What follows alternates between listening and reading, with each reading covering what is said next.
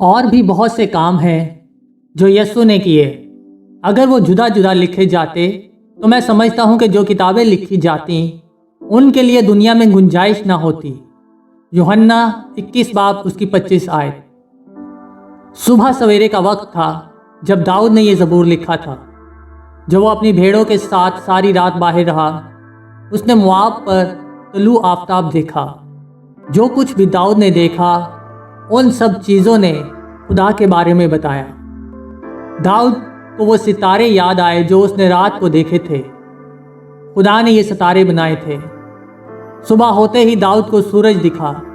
یہ سورج بھی خدا نے ہی بنایا تھا۔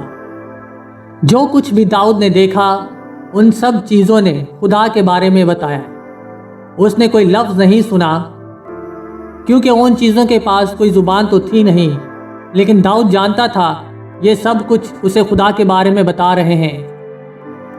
تب داؤد کو کچھ اور یاد آیا، اسے خدا کا کلام یاد آیا۔ ہم اسے بائبل کہتے ہیں۔ اس نے اسے خدا کے بارے میں بھی بتایا۔ داؤد کے پاس پوری بائبل نہیں تھی۔ اس نے صرف اس وقت پرانے عہد نامے کا آغاز کیا تھا، لیکن اس نے اسے خدا کے بارے میں بتایا، اور اس سے داؤد بہت خوش ہوا، اور اس کلام نے داؤد کو سوچنے پر مجبور کیا، جس کی وجہ سے داؤد نے اپنے آپ سے کہا، کیا میں اچھا آدمی ہوں یا برا آدمی؟ داؤد نے دعا کی کہ خدا اسے معاف کرے۔ داؤد شاید ایک بڑی چٹان کی چوٹی پر بیٹھا تھا۔ اس نے خدا کے بارے میں بھی اس سے بات کی۔ خدا داؤد کے لیے چٹان کی طرح تھا۔ داؤد نے خدا کو اپنا نجات دہندہ بھی کہا۔ فدیہ دینے والا وہ ہوتا ہے جو غلام کو آزاد بنانے کے لیے قیمت ادا کرتا ہے۔ ہم چاند اور ستاروں اور سورج کو دیکھتے ہیں، ہم زمین اور جانوروں اور پودوں کو دیکھتے ہیں۔ یہ سب ہمیں اپنے اندر احساس دلاتے ہیں کہ کس نے یہ سب کچھ کیا۔ یہ زبور ہمیں بتاتا ہے کہ یہ کس نے کیا، جس کا نام خدا ہے۔ ہمارے پاس ان تمام چیزوں کا ایک خاص نام ہے جو خدا نے بنایا ہے۔ ہم ان سب کو قدرت کہتے ہیں۔ قدرت ایک بہت بڑی کتاب کی طرح ہے۔ یہ ہمیں بتاتی ہے کہ خدا نے سب کچھ بنایا۔ خدا کو جاننے کے لیے ہمارے پاس دو اہم کتابیں ہیں۔ پہلی کتاب قدرت۔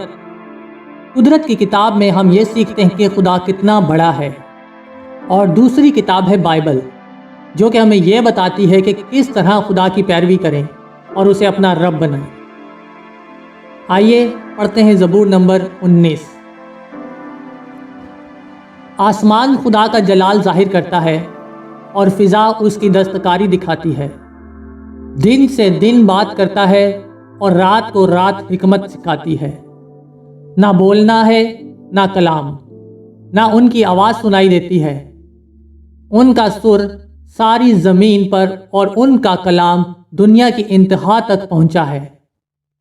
اس نے آفتاب کے لیے ان میں خیمہ لگایا ہے جو دولہے کی مانند اپنے خلوت خانہ سے نکلتا ہے اور پہلوان کی طرح اپنی دوڑ میں دوڑنے کو خوش ہے۔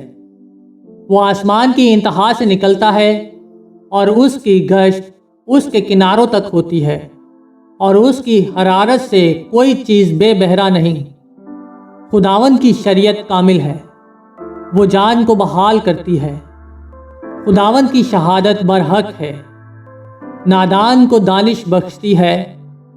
خداوند کے قوانین راست ہیں، وہ دل کو فرحت پہنچاتے ہیں۔ خداوند کا حکم بے عیب ہے، وہ آنکھوں کو روشن کرتا ہے۔